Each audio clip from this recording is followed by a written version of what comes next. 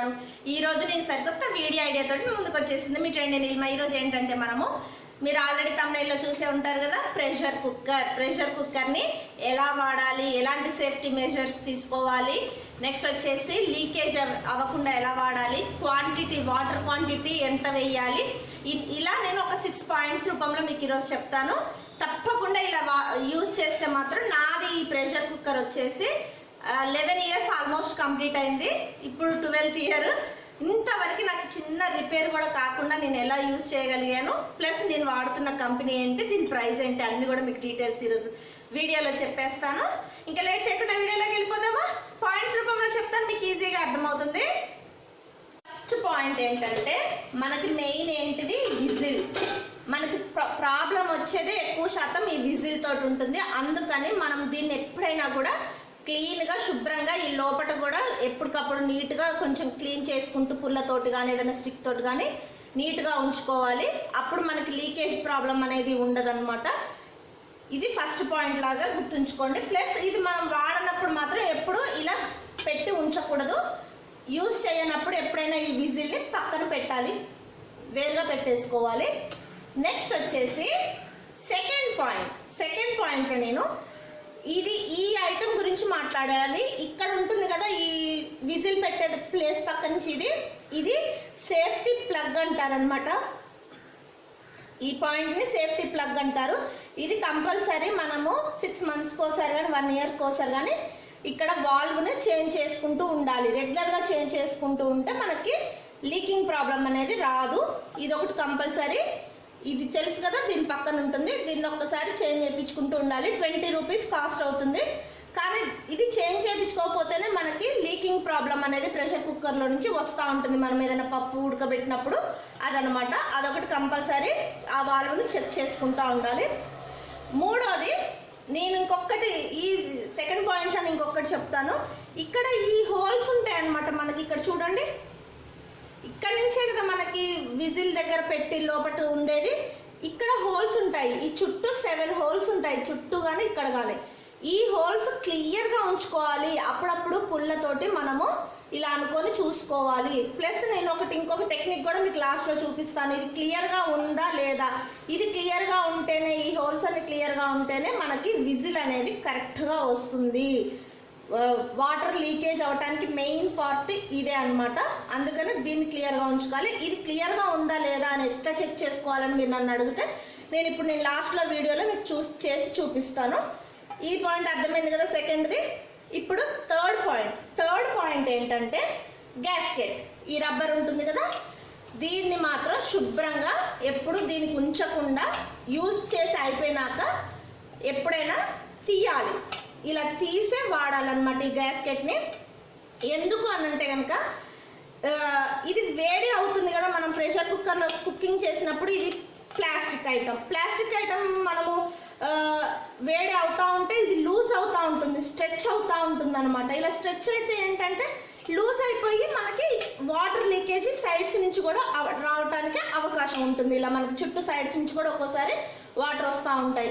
ఎందుకు వస్తాయంటే ఈ గ్యాస్కెట్ అనేది లూజ్ అవుతుంది, రబ్బర్ అనేది లూజ్ అవుతుంది. ఇది కూడా మనము 2-3 ఇయర్స్కి ఒకసారి చేంజ్ చేసుకుంటూ ఉండాలి రెగ్యులర్గా.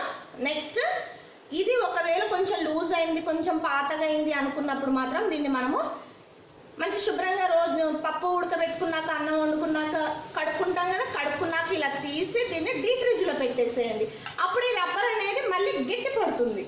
ఇది ఒక సింపుల్ టెక్నిక్. మీరు ఇది థర్డ్ టెక్నిక్గా వాడండి. డీప్ ఫ్రిడ్జ్లో పెడితే మళ్ళీ రబ్బర్ అనేది స్టిఫ్ అవుతుంది. స్టిఫ్ అయి మనం పప్పు వండుకున్నప్పుడు ఇలా పెట్టినప్పుడు లీకేజ్ ప్రాబ్లం అనేది రాదనమాట. లీకేజ్ రాకుండా ఉండటానికి మీరు ఈ టెక్నిక్ మాత్రం తప్పకుండా యూజ్ చేయండి. ఫోర్త్ది, నెక్స్ట్ వచ్చేసి ప్రెషర్ కుక్కర్లో ఫస్ట్ ఇదంతా కరెక్ట్గా చెప్పేశాను కదా. ఫోర్త్ది ఏంటంటే ఇలా పెడతాము, ప్రెషర్ కుక్కర్ని పెట్టేసి విజిల్ పెడతాం కదా, ఏదైనా ఐటమ్ పెట్టేస్తాం. అలా పెట్టే ముందు మనం ఏం చేయాలంటే ఫస్ట్ దీంట్లో పప్పు వేసామనుకుందాం. ఇప్పుడు పప్పు వేసి వాటర్ వేసాము, ఇలా కుక్ చేస్తూ ఉండాలి. ఫస్ట్ ఇక్కడ హై ఫ్లేమ్లో కుక్ చేసి ఇంకా ఐటము ఇంకా కొంచెం విజిల్స్ రావాలన్నప్పుడు మంటను తగ్గించి సిమ్లో పెట్టి మూతని క్లోజ్ చేయాలి. మూతని క్లోజ్ చేస్తే అప్పుడు సిమ్లో ఉన్నప్పుడే ఇది విజిల్స్ వస్తే మనకి ప్రెషర్ కరెక్ట్గా వచ్చి వాటర్ అనేది లీక్ అవ్వకుండా ఇక్కడ నుంచి లీక్ అవుతూ ఉంటుంది మనకి. అవన్నీ లీకేజ్ ప్రాబ్లం ఉండదు. అంటే విజిల్స్ వచ్చేటప్పుడు ఎప్పుడైనా కూడా స్టవ్ సిమ్లో ఉంచాలి. సిమ్లో ఉంచితే మనకి లీకేజ్ ప్రాబ్లం రాదు. ప్లస్ 5th పాయింట్ ఏంటంటే, మొన్న నేను ఈ గ్లాస్ స్టవ్ పగిలిపోతుంది పేలిపోతుంది అని చెప్పినప్పుడు కూడా ఎప్పుడైనా కూడా గ్లాసు వేడిగా ఉంటుంది కదా, అప్పుడు మనం ఇది హై ఫ్లేమ్లో పెట్టామనుకోండి మంట, గ్యాస్ స్టవ్ ఉన్న వాళ్ళకి మాత్రం డేంజర్ అనమాట. అందుకే ఎప్పుడైనా కూడా ఈ గ్యాస్ స్టవ్ ఉన్న వాళ్ళు ఏ వంట అయినా కూడా ఎక్కువ టైము హై ఫ్లేమ్లో ఏది పెట్టకూడదు. ఇది 5th పాయింట్ లాగా తీసుకోండి. గ్యాస్ స్టవ్ ఉన్న వాళ్ళు మాత్రం. ఎందుకనంటే కనుక గ్యాస్ ఎప్పుడైనా ఓవర్ హీట్ అయిందనుకోండి, గ్లాస్ అనేది కూడా ఓవర్ హీట్ అయిపోతుంది.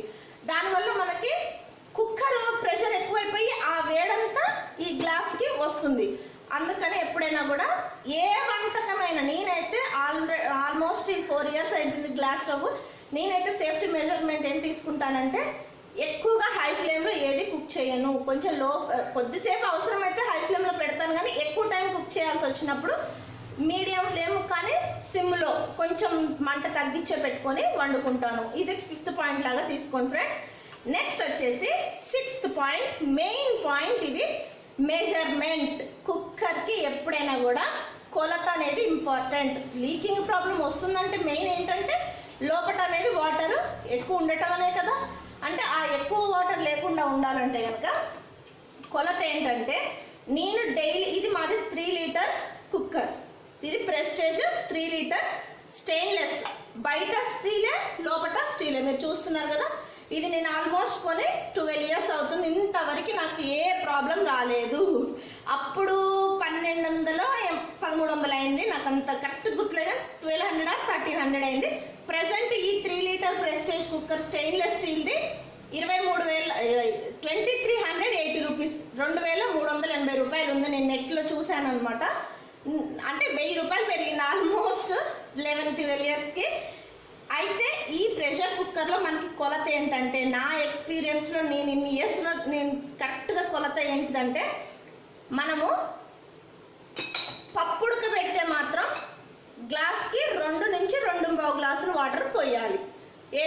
ఏదైనా పప్పు ఉడకబెట్టేటప్పుడు, కందిపప్పు, పెసరపప్పు, ఏదైనా గ్లాస్కి 2 నుంచి 2.25 గ్లాసులు అంతే. ఇంకా అంతకంటే ఎక్కువ పోయకూడదు.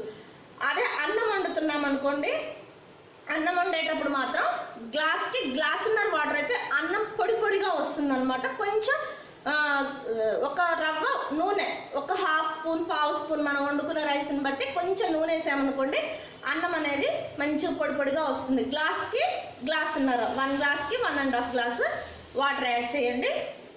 నెక్స్ట్ వచ్చేసి ఇంకా ఇట్లాంటి మెజర్మెంట్స్, ఇట్లాంటి టిప్స్ అన్ని పాటిస్తే బెటరు. ఇంకా ఏదైనా డౌట్స్ ఉంటే కనుక నన్ను కమెంట్స్ రూపంలో అడగండి ఫ్రెండ్స్. నెక్స్ట్ వచ్చేసి నేను లాస్ట్లో ఒక 6th టిప్ లాగా చెప్తాను. ఏంటంటే కనుక ఎట్లా మరి దీన్ని, ఇక్కడ హోల్ ఉంది, ఈ హోల్స్ని ఎలా మరి చూసుకోవాలంటే కనుక నేను ఒక చిన్న టెక్నిక్ చెప్తాను. ఇప్పుడు మీకు చూపిస్తాను నేను చేసి. దీంట్లో వాటర్ పోయండి 1 నిమిషం. ఇక్కడ హోల్స్ అనేవి నీట్గా ఉన్నాయా లేదా అని చూసుకునేది 6th టిప్లో ఏంటంటే, ఇదే మెయిన్ చెప్పాను కదా. ఇక్కడ కొంచెం వాటర్ పోద్దాం మనం. ఇక్కడ ఆ హోల్ మునిగే వరకు ఇక్కడ చూడండి, వాటర్ అనేది ఈజీగా వచ్చేస్తున్నాయి ఆ హోల్లో నుంచి. చూస్తున్నారు కదా, వాటర్ ఈజీగా వస్తున్నాయి. అంటే ఆ హోల్స్ అన్ని కరెక్ట్గా ఉన్నాయని లెక్క. అదే ఒకవేళ ఆ హోల్లో ఏదైనా ఇరుక్కొని ఉంటే మాత్రం రాదు. అంటే రాకపోతే ఏంటంటే మనకి కుకింగ్ చేసేటప్పుడు వాటర్ అనేది లీక్ అవుతూ ఉంటుంది. ఇక్కడ చెన్నైలో వేడికి ఇలానే చెమటలు వస్తూ ఉంటాయి, మీరు లైట్ తీసుకోండి. ఇలా 6th పాయింట్లోనే ఇలా చెప్పేశాను అనమాట. ప్రెషర్ కుక్కర్ని మనం చాలా జాగ్రత్తగా సేఫ్టీగా వాడుకుంటే చాలా ఈజీగా మెయింటైన్ చేయొచ్చు. ప్లస్ అల్యూమినియం కాకుండా స్టీల్ కూడా వస్తున్నాయి కాబట్టి, నేను 11-12 years బ్యాకే మొత్తం లోపల బయట స్టీల్దే కొనుక్కున్నాను. అప్పుడు తెలిసి తెలియకనే కొన్నాను, కానీ చాలా చక్కగా యూజ్ అవుతుంది, చాలా బాగుంది. ప్రెస్టేజ్లో అన్ని కంపెనీస్లో కూడా ఉంటాయి. ఇదైతే నాకు చాలా నచ్చింది. 3 లీటర్స్, మేము ముగ్గురమే కాబట్టి, నేను, మా హస్బెండ్, మా పాప, మా ముగ్గురికి చక్కగా సరిపోతుంది అనమాట. 3 లీటర్స్ దాంట్లో నేను 3 రైస్ కుక్కర్ గ్లాసెస్ వస్తాయి కదా, దాంతో కుకింగ్ 3 గ్లాసెస్ రైస్ని కూడా కుక్ చేయొచ్చు అనమాట. 3 గ్లాసెస్ రైస్కి 4.5 గ్లాసెస్ వాటర్ యాడ్ చేస్తే సరిపోతుంది. పప్పుకైతే గ్లాస్కి 2 గ్లాసుల నీళ్లు పోస్తాను. ఒక్కోసారి కొంచెం ఏదైనా ఆకుకూర అయినా యాడ్ చేస్తే 2.5 గ్లాసులు పోస్తాను. కరెక్ట్గా ఉడుకుతుంది, వాటర్ అనేది లీక్ అవ్వదు అనమాట. ఈ టెక్నిక్స్ అన్ని ఫాలో అవ్వండి, మీకు కూడా మంచిగా చక్కగా మీ ప్రెషర్ కుక్కర్ అనేది లీకేజ్ ప్రాబ్లం రాకుండా ఉంటుంది. ఓకేనా? నెక్స్ట్ వీడియోలో సరికొత్త ఐడియా వీడియోతో మీ ముందుకు వస్తుంది ట్రెండింగ్. అంతవరకు take care, by bye friends.